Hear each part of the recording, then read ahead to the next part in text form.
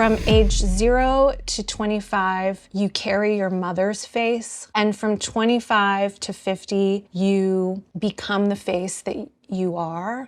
I'm really so strong, it's not too much at all. Welcome to Too Much. I'm pretty excited this week because we're doing something a little bit different. So we've talked about longevity, we've talked about wellness, but today we are talking about ancient Chinese medicine and this theory of the original face, which I'm pretty obsessed with. So before we begin, I want to introduce Sandra Lanshin. Welcome. Thank you. Nice to be here. We're so happy to have you. Sandra is an acupuncturist, TCM practitioner, and founder of Lanshin. In practice for almost 2 decades, she treats dermatological disorders and rejuvenates skin using the unique approach of traditional Chinese medicine, which she believes will transform the future of skincare. Specially trained in TCM dermatology, she uses Chinese herbal medicine and acupuncture to resolve common skin problems like acne, rosacea, dermatitis, eczema, psoriasis. In recent years, her work with skin and facial rejuvenation has received enormous interest and media attention. In a time when fillers, neuromodulators, and facelifts are top beauty goals, Sandra's work centers the importance of returning to our original face. This forgotten ancient idea reminds us that true beauty doesn't come from an external source, but rather from knowing how to harness the treasures of your very own energy, spirit, and essence that nature gave you. Oh, I love that. What a great distillation. Wow, that was nice. Well, I'm thrilled to jump in. I want to start at the very beginning. I would love to know how you even found your way into skin and face care. Well, I began my career as an acupuncturist and TCM practitioner. They're really interchangeable, being a generalist like most of us do. And then I would say maybe about 6 to 7 years in, I started becoming interested in what was happening to my patients' faces when they jumped off the table, not jumped, when they got up off the table, the treatment table, finishing their treatment, and you just notice a complete change in their face. It was like, it wasn't just that like the skin looked a bit smoother, a bit plumper. I mean, of course, that was part of it, but just something shone through their eyes, their spirit really, which is part of when we talk about original face, that just shifted so much that they looked different. Yeah. It was dramatic, it was noticeable. And so I kind of went, huh. And then the more that happened, the more I recognized that whatever these treatments are doing, they're restoring something that my patient has been missing. Maybe it's an imbalance that got harmonized. Maybe it was a deficiency that got restored. And they changed even in that one treatment. And now I'm not saying that lasted forever without, some kind of program, but it was really showing me, well, what's possible. Change is possible. And positive change is possible, and that something that doesn't require a drug to deliver or an invasive procedure. I mean, you could argue acupuncture is invasive, but not like you have to go under anesthesia invasive, right? Yeah. And not like you have downtime invasive. But something so simple and natural could be so transformative in such a small amount of time. So that's when I started to notice the connections between actually the body and the face, because at that time I wasn't working directly on the face itself, but I thought there was something important to grasp with the results of treating someone's physical imbalances using acupuncture and what that could do to the appearance, to the aesthetics of a person. It was very, very much related. And then all kind of harks back to today where there really is no beauty without that fundamental layer of health. And that's what my practice showed me, is that that's a very real concept. I have like GI issues. I've had suffered from that my entire life. And the more that I've gotten in control of it, what I've noticed is I'm so much more in tune with my body now than I was a decade ago. But it's like I can Mhm. see within what I ate yesterday, the Yeah. next day, what my face looks like. And maybe only I can notice it. But when you pay that level of attention, you can see how much of what we input, how it outputs if you're really paying attention. Yes. Yeah, and that's important that that's something that you notice. And even if someone else doesn't notice, that little change that you feel is the most important. It's the most important thing because it colors how you behave all day. It colors how you express to the world that day because you feel better, you know? Yeah. And so these little changes in feeling better create like a large effect in terms of how we look, feel, and how we respond to the world and how the world responds to us. Yeah, and I actually found a lot of my own like personal discovery on that journey led me to Chinese medicine. So that's a lot of where I landed just organically through the process of just not finding the right solutions. So it's like Yes. very very in alignment with what I have found has worked for me. Yeah, and so if you take what Chinese medicine is able to do, because it sort of lives in the in between, right? Like it's not Western medical, but it's examining and treating real things that people experience, right? Like we kind of treat the things that people go, my doctor said I'm fine, it must be in my head. We don't think it's in your head, we think it's real. Yeah. And you know, coming from that perspective, I wanted to use the tools and the wisdoms of Chinese medicine to apply that to dermatology because dermatology, I think, is even in the medical realm very tricky and a very difficult type of disorder to treat and to clear and to let it remain clear, especially things like eczema, which tend to Yeah. really go more into remission than they completely solve, you know? So I I wanted to see what the Chinese medicine tools could do. So I started to call out more for treating dermatology disorders and then soon learned that it's very difficult and that I needed more training. So that's when I went and really focused my training on that specifically. And that's how I came to be doing what I do today with dermatology, but then also of a very big interest in the cosmetic medicine of TCM. Not not because of just sheer vanity, but because I just love to show people the reality between what we were talking about just now is that importance of that fundamental layer of health is what makes your skin glow. It's what makes your eyes shine. It's what Yeah. makes your skin plump.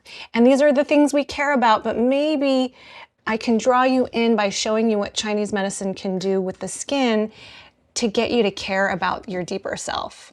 Yeah. Well, I would argue that healthy vanity is when you feel like your best self. Like we're definitely living in a culture where Mm. we've over calibrated onto the dark side of vanity. But if you're someone who just wants to have a couple things that make you feel better about yourself, I think that's fine. Like I'm very much about do Yeah. the thing that makes you feel like your best self. Mhm.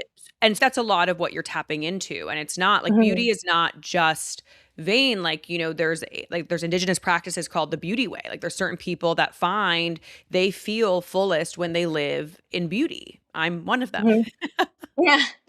Well, beauty and art and, you know, it's Yes. inspires the spirit and so there's a real need for beauty, especially in dark times, of course. And so I feel like what the beauty industry doesn't give us is that side of beauty. Mhm. It gives us the side of beauty that makes us feel insecure, that makes us feel like we need something that an injector can give us, and that it's not okay to age, and that it just feels like it contributes to unwellness, mental Yes. unwellness, you know?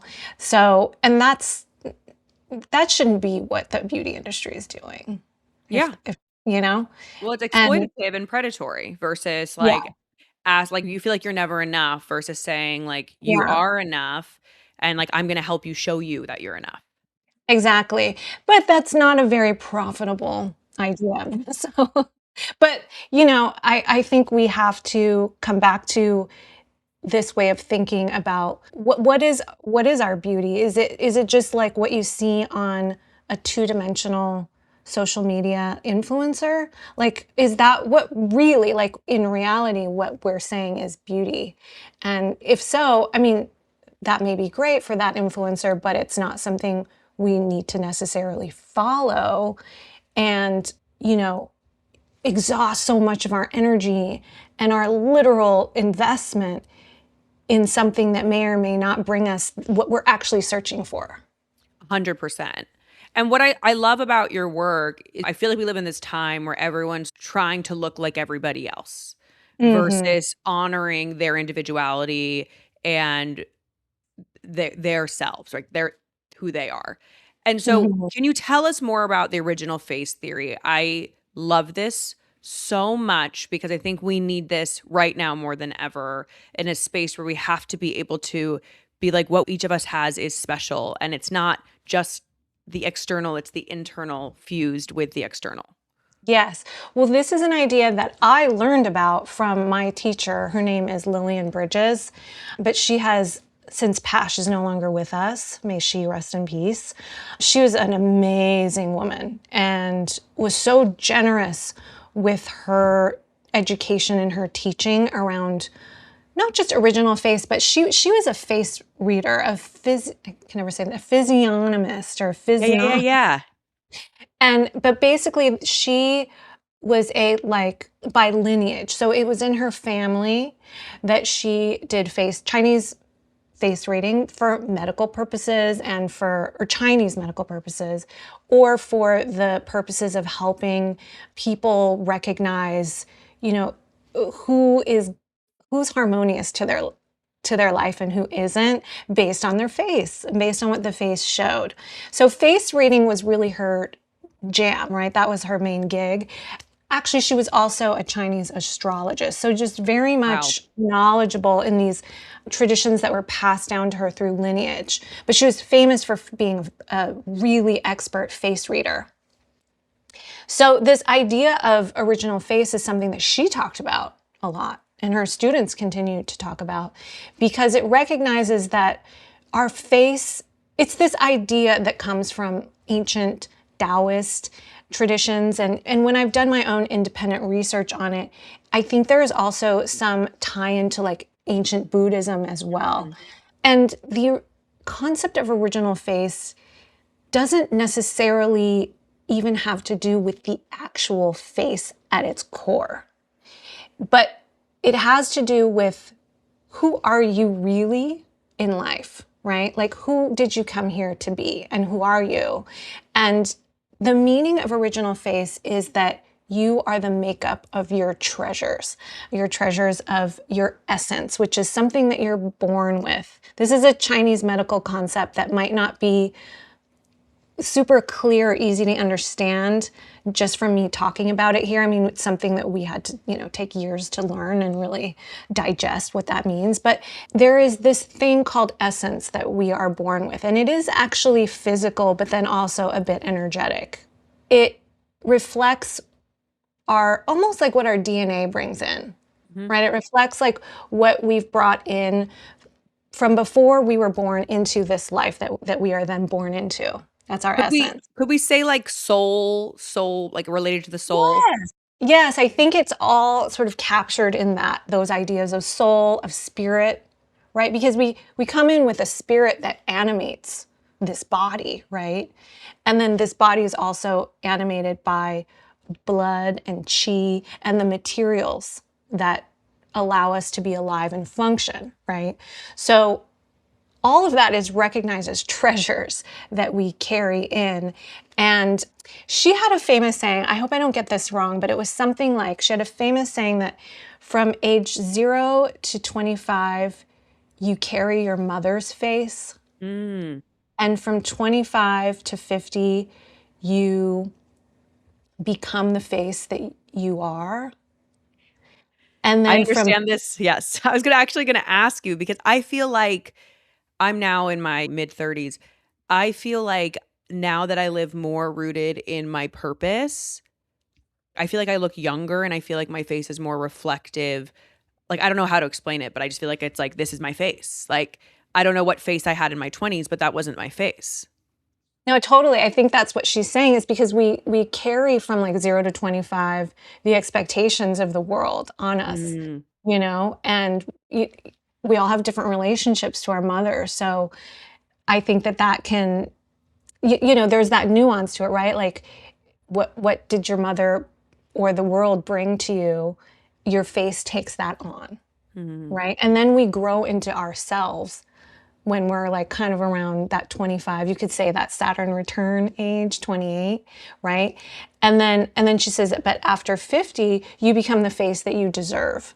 And this is so and exciting. and that she made sure to note that your face can still change after 50. Like you're not locked in to your face. Like it can change because the face is really this, it's almost like a holograph of who you are internally. And I think the more connected you are to your purpose and the more aligned you are to yourself and the more you can stand for yourself and be right with yourself and your purpose in the world, I think that's a really animating power, like an energy that's like powerful and it fills you with life. Like, I Mm, think you're more alive because of that. And that's why you right. seem younger. Because youth is really just like really being fully alive. Because that kind of shuts down a little bit by bit as we get older. And, you can kind of see that in the way that some people do aging. You know what I Yeah. mean? Yeah. And and so there is this concept of like attitude, of energy, of personality, of knowing what like your talents and your gifts are in life. That's all part of original face. And I think it's also things that we tend to be disconnected from today because we're so influenced by Hmm. things that aren't us, you know? And I think that shows in like what we're doing to our faces as well. Yeah. So so that this is something that I learned from Lillian, and she describes it beautifully. And thank God for what she shared with the world because I think we so need that concept right now. We really do. We have my wheels turning, but really I'm coming back to this idea of life force energy that so many of us, because Mm. society tells us to be a certain way and operate a certain way, we get disconnected from our core life force energy, which would that be explained as maybe chi? Is that the similar concept? He is happening all the time, and the state of your chi obviously changes minute to minute, hour to Right. hour, day to day. So we have chi no matter what. But the quality of our chi might be different based on how, we're feeling, what kinds of emotions we're expressing, or, for example, if someone said, you know what, I don't want you to say anything that you planned on saying today, I want you to say this, kind of force something on you, that would sort of compress your chi, Mm, right? Like you couldn't really be yourself and fully and speak freely, which is where your chi is more open, it's more active, it's more available to yourself. But when we get our like hopes crushed or our dreams crushed, that affects our chi. It can lead to depression, right? Because it depresses it and oppresses us. And that oppression is real, that affects us emotionally, and anything that affects us emotionally affects our chi because chi is like a force of energy and it's directly tied to your emotions. So it's not, emotions aren't the only thing that can influence our chi, but if you are being emotional, it's doing something to your chi. Like joy versus like deep anger. yeah. That's doing two different things to your chi. And over in the long term, in Chinese medicine, what we say is if you are chronically expressing that same emotion, almost like it's stuck and not able to transform, it can affect your internal organ system and lead to problems that start small, I and believe then that. Yeah. Yeah. So that's That how we see it. that's like that's a common thread on this podcast when we talk about people stepping into their truth is a lot of times your body's talking to you but you're not listening. Yes. Oh, yeah. Your body's Yeah. all along the way that you are out of alignment and you're just bulldozing through it. And I did it for years. And then all of a sudden you Yeah. take a step, you take stock and you're like, if I just listen, it's telling me everything I need to know. What were the things you were hearing from your body? Well, I had really bad like GI stuff. Just like my 20s, I was incredibly Oh. puffy. I would just bulldoze through all my symptoms until when for some people, they have like a health crisis and that's what sets them on their recalibration. For me, it was a professional failure. And I had sort of started, tweaking with stuff prior to the professional failure. So went keto to see if that made a difference. I cut different things Oh. out of my diet. And when I went keto, I became gluten free. I'm now gluten free, which I realized that the gluten was zapping my energy in a way that I hadn't realized. And there was a lot of puffiness associated, but also the stress, like the stress in the wrong jobs that were in these really high stress Yeah. environments. And so when I changed the whole system after that professional failure, every now and then I'll have a flare if something stressful is going on. But for the most Mhm. part, I have a completely different body today and frankly face than I did in my early 20s. Like I was looking at pictures of me when I was like 22 versus now. Mhm. And I was like, people would think I've had a tremendous amount of plastic surgery because I look so much puffier. Like I Yeah. look like a different person because I've Mhm. learned, amongst my diet changing, right? I'm also now very into skincare. I'm into my lymph systems moving. So I'm in a very different educated space, but it's amazing how you say that where you're like, your face would look different. It's like I am living proof and everyone's so quick to be like they had something done. And it's like, well, no, maybe they just got right in their body. Right. I mean, I don't hear your story as often as I hear, well, yes, it's I had filler done or I had Botox and filler done. And I'm not saying that to judge anyone for doing that. I Yeah. think I'm simply here to say that like I think it makes sense that our society being the way it is that sort of values what it values like for you like I kind of hear in your story that like there was something about the grind, Yeah. that like you in a way kind of valued the grind and where it might get you, but your body was like, no Nope. babe, that's not what we do. It's not for And us. yeah. And so but that discrepancy and that's like being out of alignment, which puts you out of harmony with Yep. yourself, right? And so I think that we're just not really educated to understand that part of ourselves. And depending on what generation you grew up, there were a lot of different pressures on us to be things that maybe we're not. For like my generation, I'm Gen X, and it was all about, work till you drop. Yeah. And then now Gen Z is coming in and being like, nah, I'm gonna take a little like personal time instead of working. And we're like, what?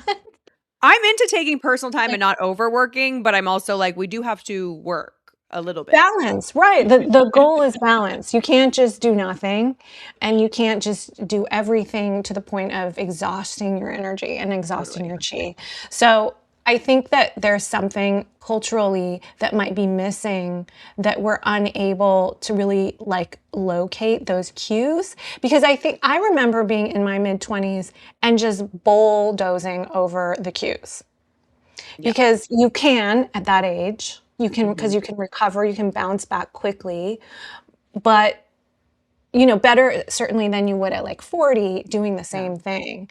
But still, to your point, like there is a state that your body is in when you are not really doing the work you want to do, if you're really being asked to work long hours and like forego your personal wellness, like that's really tough on the body and that's hard on your chi. And it's really easy for us to stagnate in those conditions. And that's when you see emotional issues show up, then physical issues, or both together. And then you see that on the face. I remember a friend of mine, okay, so I used to be an investment banker, which was Wow. I know, it's like, what? In my like early 20s, right? And I remember I worked here in New York with a really like aggressive like banking group, at least what I find aggressive today with what they're, what they really drove you to do. And I remember a college friend visited me after a long time, and I'd been working in this bank, working like 80 to 100 hours for I don't know how many months. And he looked at me and he's like, what's going on with you? You've like become a bitch. And he's like, and that's what I looked like too. Right. So, and zero, not enough sleep, constantly being at the office, not really having a life except for like office life, which Yeah. wasn't the life I wanted. But that contributed to actually a pain condition that was really disruptive to my work that I had to address when I was like 24. I felt like my body was 80, and I got out of it using Chinese medicine. So Wow. that was kind of my first foray into like, oh, well, I remember some aspects of Chinese medicine being used for me when I was little, but it wasn't like a big part of my medical life when I was growing up here. We still used Western medicine. I had a pediatrician, et cetera. I used antibiotics too.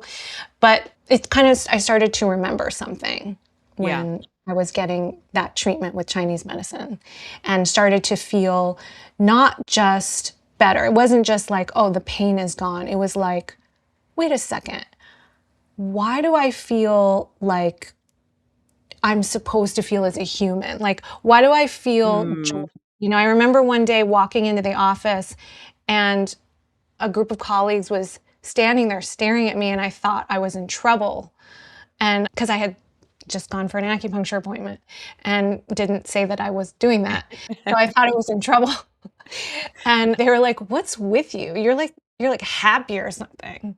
And I was like, "Oh, okay, this is working."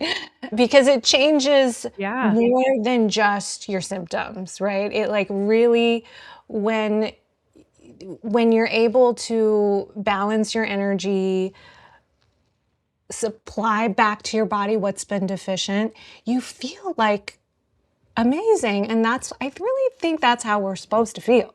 And if I do we're not too. feeling that, you know, something might be off.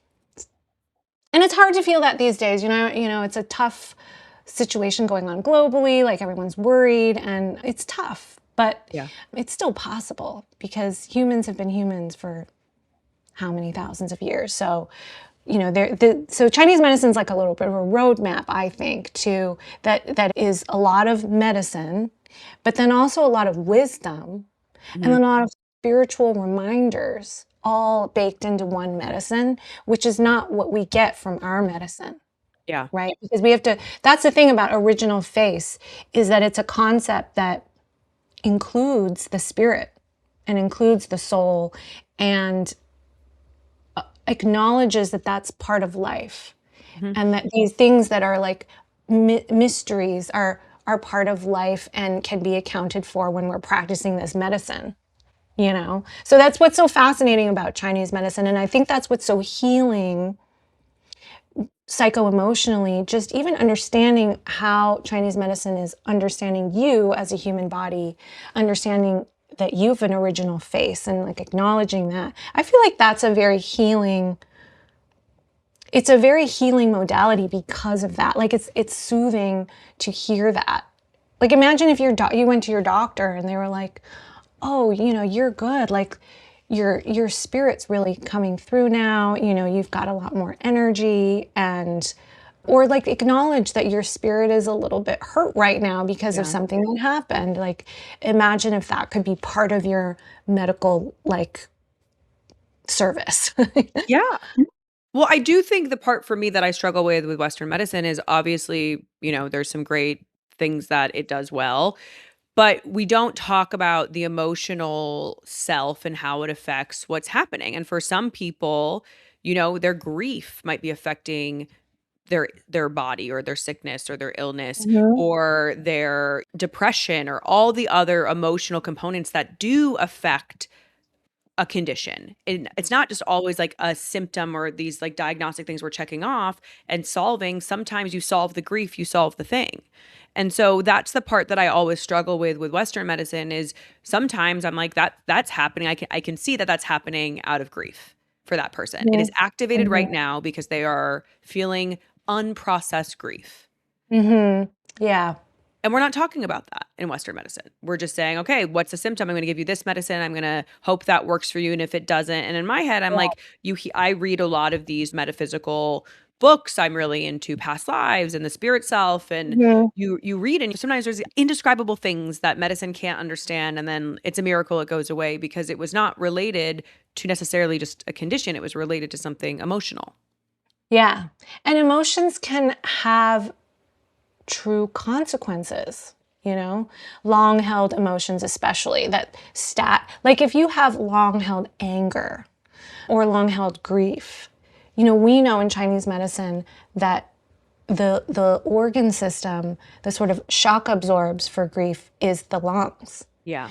So it's not uncommon to see like after, a death of a loved one, especially if sudden and unexpected, that there's a lot of issues with the respiratory system.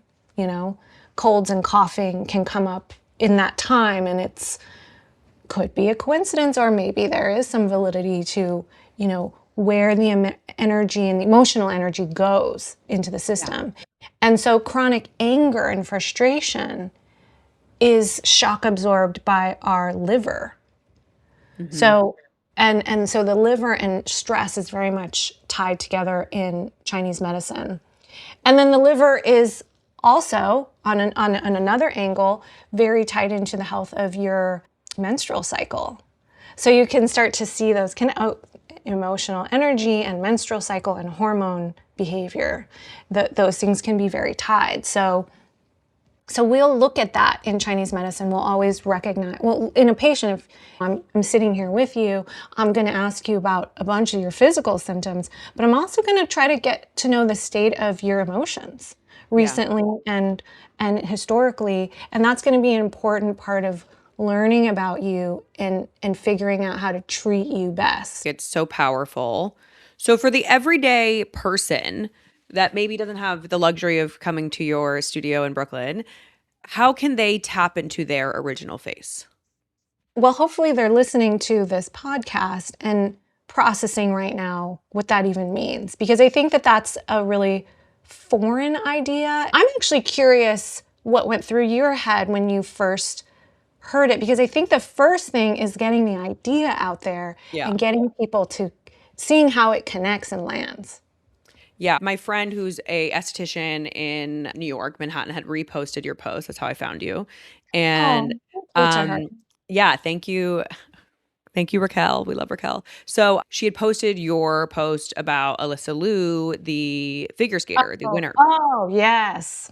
I And mean, well, this was what was so great. So then I went on a deep dive on your page and was learning all the things. But specifically, when you talk about original face, you did such a beautiful tutorial for us on why Alyssa is living her original face and why it was so compelling. It wasn't just her artistry and her talent. It was something that we can't quite quantify because it's her spirit that is yes, so profound, right? Like it's not yes, just that she's going against the rules of what is a really strict institution of figure skating. Yes, she's really talented, whatever, but there's something bigger that is coming through her that I don't think we can quite quantify. no, and we're obsessed with it, right? Like everyone is obsessed with her. There's like a bajillion social media clips that just keep coming out. They're literally still coming out. And I think that is such a perfect example of the power of the original face. And even her trajectory is like the Yeah. story of original face. You Yeah. know, she's a little bit ahead of schedule. But she lived that compression, that oppression of herself, through those early years of figure skating. She was not skating for herself. She was skating for somebody else. And she described the difficulty. And even though she was, younger at 15 and a 15-year-old in the world is different than a 20-year-old in the world. She looked like a different person, Yeah. right? And then you see her at 20, I think that's what she is now. And because she said she just took matters into her own hands and she released that original face without, I think, understanding what she did. Totally. And she said, I'm doing this my way. I'm going to be me. It's me or nothing, right? And that's the move. Like we should be doing that when we're perimenopausal and like scared, because like I saw there was a trend, I don't know if it was kind of a micro trend on TikTok, of people just turning 40 and talking about feeling like the 40-year-old uglies. Mm-hmm. And I'm like, whoa, whoa, whoa, whoa. Like, where is that coming from? Like, did you see that trend? No. But I do think 40 looks so different for so many different people. 40 is the culmination of a lot of choices we've made, right? Like Yeah. we're adults. We've made these choices and we're living with some choices we've made. And for Yep. some women specifically, I think that's I married the wrong person. I Mm, lost my husband, or I, had kids, didn't know if I wanted kids. Like, yeah. I think there's a lot of women at 40 that feel stuck. And I think there's a lot of Mhm. women at 40 that feel fulfilled, liberated, the whole spectrum. So I think Yeah. 40 is really interesting because you're Yeah. reckoning with choices you've made. Yeah, that's really true. That's really true. And you can really feel like stuck, as you said, easily, especially if you're looking at what everyone else is doing or what everyone's telling you and making it seem like they're doing, Right. right?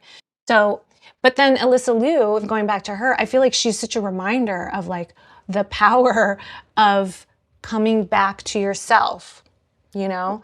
And like what that sounds a little cliche, sounds a little trite, but that's a move that when it's made and it's made with real authenticity, it is so powerful. And I feel like she's showing us, I think she has a gorgeous body, but she's often explained like how she was controlled Yes. to not even drink water because they wanted her to look a certain way too. And she's just like, this is my power body and live Yeah. with it, And it's that attitude that is just so mesmerizing. And that's that energy that nobody talks about in like the beauty industry, but it trumps everything.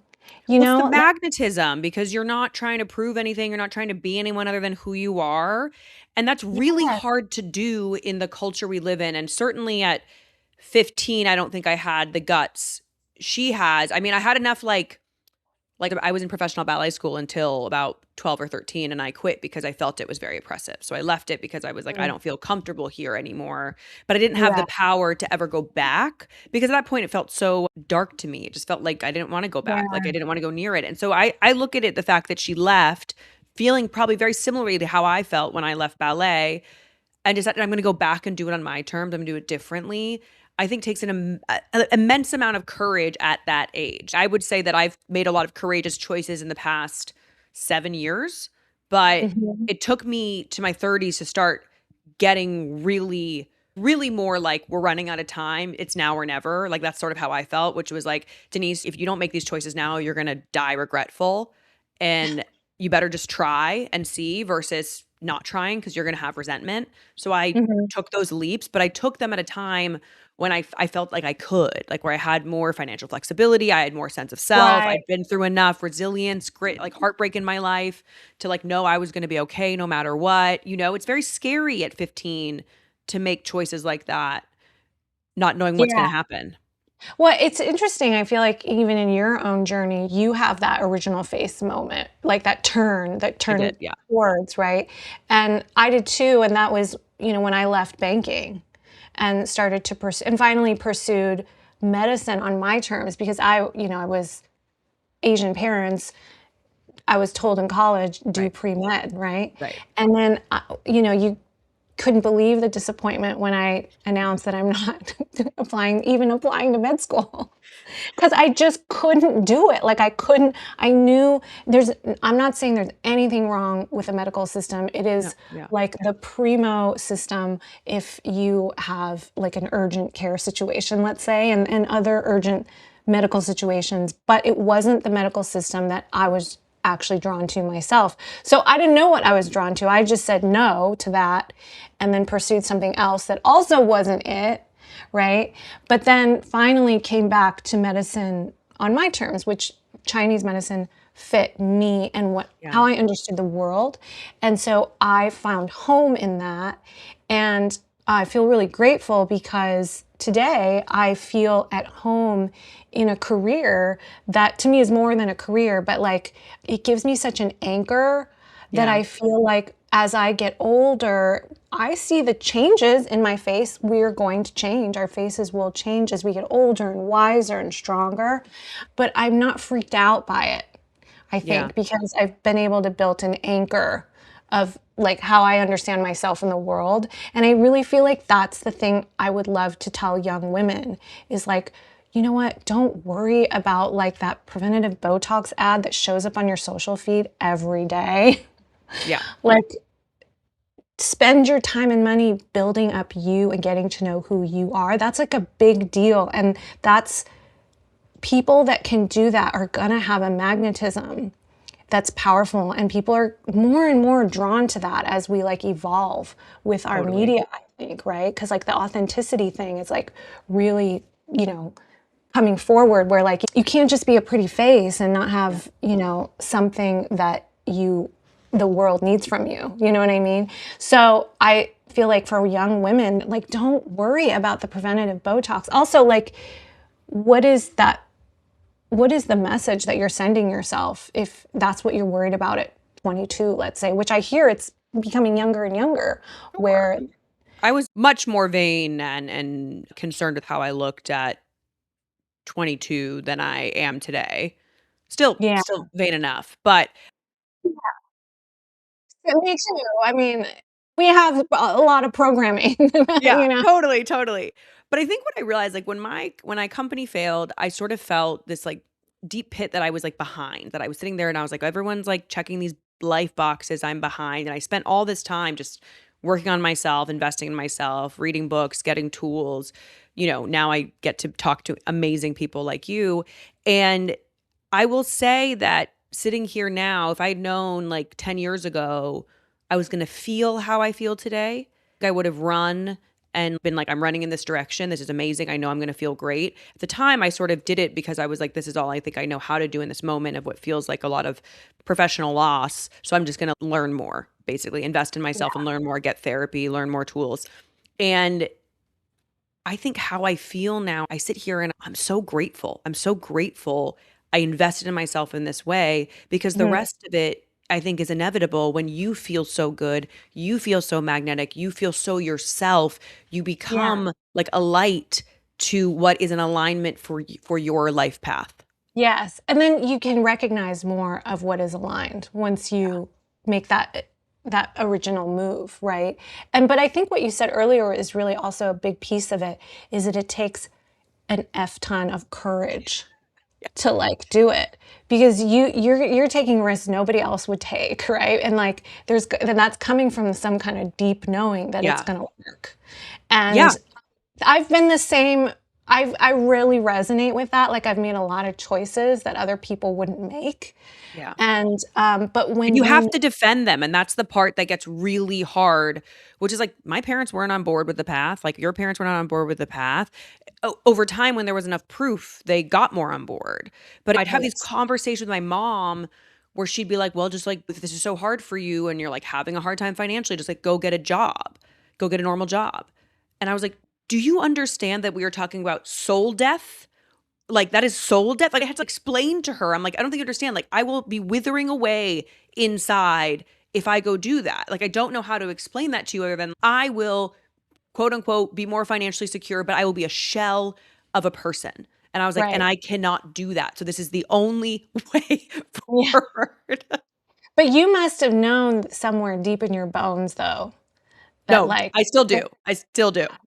you connected with something deep in your bones and said, I'm just going to decided to trust it, And I feel like that's really just the main difference between like people who love the concept of original face because people, when they hear about it, I mean, I've seen that it draws a lot of inspiration into people, because I think it is something we all recognize is missing, and then hearing it articulated is like, oh my God, that's it. Like, I don't know how, like, I've been feeling that, but like, there's nothing out here in the world that's reflecting back to me that my original face is okay, Yeah. because it kind of has multiple Yeah. meanings. And that's why I like it. Its real meaning at the very depth and core of it has to do with your soul, your spirit, your essence, your gifts, your talent, right? And how you express them in the world and how you stand behind them. But interestingly, in today's world, it also has the meaning of like someone who hasn't touched their face with something that is not their face. So like injected a filler, that is not your face, right? Botox, that's not your face. And plastic surgery is certainly not, your face. It's Yeah. changing. And I'm not saying that's bad. I mean, certainly there's reconstructive surgeries where it's like really important for the person to feel like themselves. So, but I think what the original face sort of makes us think about is, why aren't we okay with it? Yeah. Like, what's wrong with, if we, not all of us need reconstructive surgery, right? And how is that like our hope and dream for some of us, that like one day when I get to that age, I'll just get a facelift and I'll be better. I'll feel better. Why is that the thing that's making us feel better? Like, what about what you love to do? What about like what you want to express to the world? Like, isn't that important too? And if are you doing that? Because that's making me wonder if we're super tied into like not having lines and really fearing the face sag. Are we not doing something that is speaking to our soul? Is that possible? Is that what's missing? Yeah. Well, for a lot of people, they're not filling up their cup first and they're using this as like a band-aid solution. And then I have to believe there's another camp that's like, okay, I feel great, but there's a couple things that might make me feel a little bit more confident in a patriarchal world that we live in, because we're all here living under this matrix. And so like there's a bit of both, but I do think that a lot of people haven't done the base layer of saying, how do I make myself feel good and go for the internal motivational fulfillment? Because a lot of people are externally motivated, right? They feel the external validation is what they have used to make themselves feel good, versus Yeah. saying, I actually don't care about the external validation. I care Yeah. most about the internal validation. And how do I Yeah. get there? Yeah. And that's scary, to rely on your internal validation, because I think even as humans, we're sort of genetically programmed to care about what the tribe thinks of us, Yeah. you know? So, but, if you're not living in the right tribe. That's actually a really great point. That's a great point, is that a lot of us are not. We're not surrounding ourselves with people that see our original face and Right. And love it, illuminate that respect it. Yes. and And support elevate it. that and cheer Go that. unhided. We have Yes. other people, we're using their own insecurities, they're projecting their fears onto us. And like that's really part of why I love this podcast, is I get to invite people living in their purpose to talk about their genius and live their true original face and share it with our audience, because like that's really at the core what I think we're all here to do, is figure out what our zone of genius is, live in Yeah. it, and Yeah. then I think we'll be in a lot more of a harmonious world and place, because we're not trying to be something that we're not meant to be. Yeah. Yeah. And you don't carry the baggage of the trauma of being made to feel like your natural inclinations are not even okay in the first place. I mean, that's traumatic if that's something that was dealt since the time of us being very young, you know? And so, yeah, I think this culture is a collection of many things that are traumatic to the world, but we've got to find the things that aren't traumatic and sort of blow them up. Yeah. No, that's probably a bad term. You know what I mean? To really Lift like them up. lift them up and add energy to that, so that Yeah. that becomes the default. Yeah, that's the So story. if that makes sense, I feel like that's a little abstract. But yeah, I'm so glad that you connected with the idea. I hope that it brings like solace to people who aren't sure how to navigate themselves as they get older, because it is scary to get older because things do change and things start happening that didn't happen before, and it feels a little uncertain. But if there's anything that you can always connect and anchor into, it's your own health, you know? And I mean health not just in a physical sense, but in an emotional and spiritual sense too. There's so many things you can do to nurture that. And I feel like that's where we should be grounding. And I say this as someone who sells skincare products and tools, Yeah, right? yeah. Because I don't believe that they're the end all be all. I think that they're a gateway in, and that this deeper work within ourselves is really important and needs to be spoken to. Hmm. And I'm glad that there's an audience for it because you never know, you know? I like to think that we're moving into a place as, part of why I started this podcast was because I was like, the world is shifting. The blueprints our parents like had put on us are expiring. So what does this new world look like? And we're going to need real tools to navigate this. And it is very deep, right? It is like at the core, like also if you go to your Instagram, it's like amazing tips and tricks. I was all up on it. I was Thank doing my you. acupressure points last night. I spent a weekend at my friend's 40th birthday. So I was like, we're going to de-bloat using that acupressure point. So there's so many fun practical tips in your Instagram, but there is this deeper layer, which as we're moving into this new world where a lot of like, Mhm. we don't know what's going to happen. We don't know how it's going to look. People are going to be, every industry is a bit unstable. How do we tap back into ourselves? I really think is the Yeah. point. Oh, and it's so important in this year. I don't know if you had a chance to come to our new Chinese or Lunar New Year's conversation with a master Bazi or Chinese astrologer. Yeah. This year, Fire Horse is all about the need to anchor into yourself, get to know who you are, because we have to be able to discern. Because what's coming up this year is that if you haven't learned who you are, what you like, what you believe in, and what you don't, then it's going to be hard to discern the world because there's just too much coming at us too fast. A lot of misinformation, a lot of different ideas that clash, but like because it's the fire year, they burn like fire, they spread like fire, and then also extinguish themselves quickly as well. But it's just such an important year to know thyself, right? Yeah. Because that's another way to, talk about all of this is just knowing thyself. And if you haven't really anchored yourself there and are easily influenced away from yourself, this is a tough year, and it's a tough world now if you don't have that. So I feel like that whatever you did and other people that have similar stories that really just like said no to something that wasn't working and said yes to something unclear. I think it's great that you have this podcast too, that you can be like a voice for what that is. Because Yeah. people need models to They follow, do. They like the do. right one. Yeah. And that's what's so great is like we have Yeah, this so amazing collection that's of people expressing in all different ways. Like that's what's so cool is like the expression of purpose is so prismatic. We are not limited in who we can become. absolutely not. And you can become really anything, anytime. I really Yeah. believe that.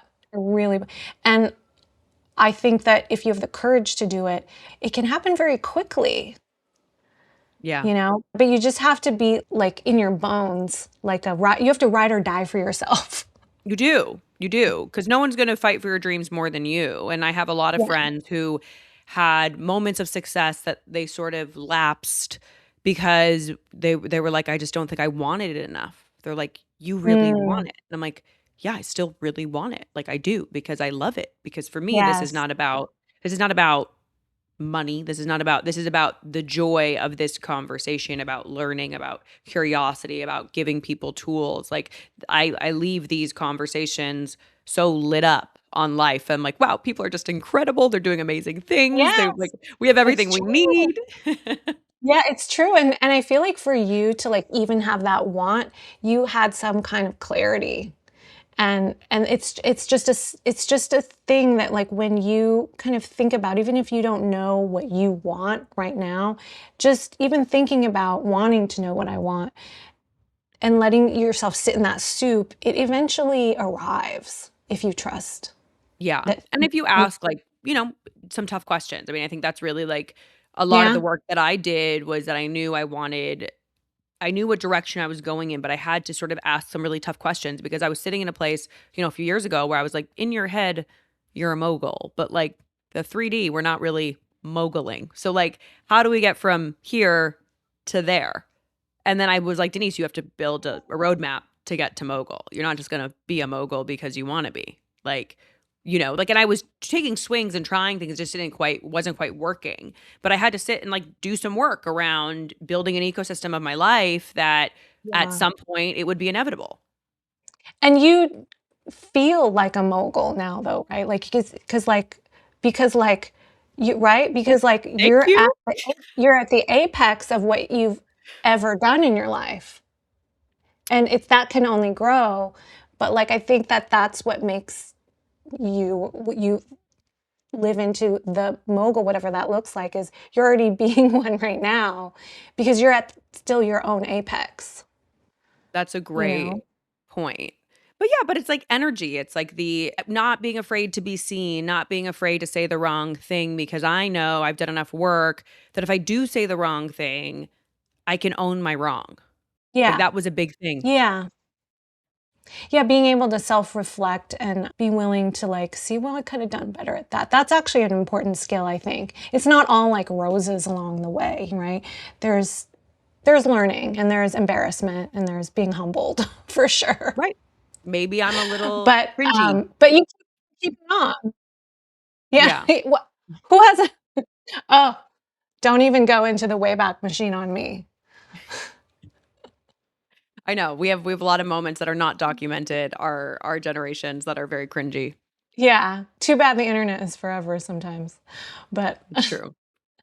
for the cringe moments, of course. Of course. This was so much fun.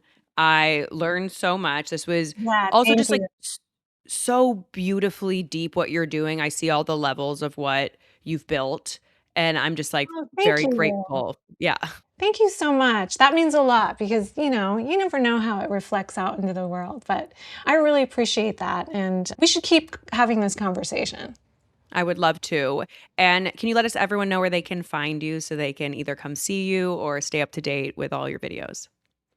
You can find me on social media. I'm on Instagram. It's at Treatment by Lanshin. That's Instagram. TikTok is at Lanshin Skin.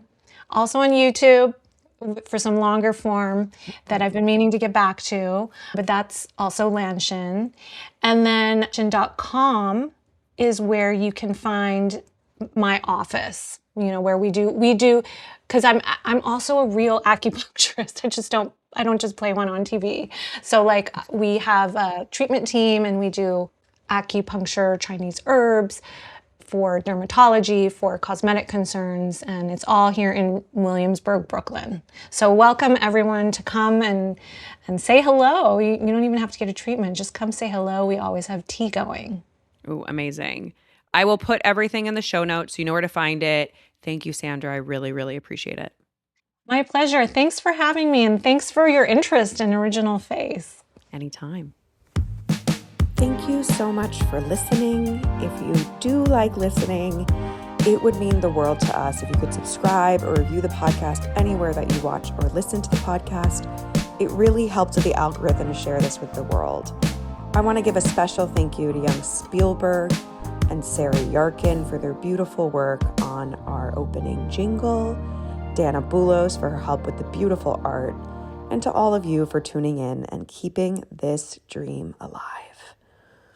If you want to hear certain topics or from certain guests, please feel free to email us. We really, really want to hear from you and see how we can best support you.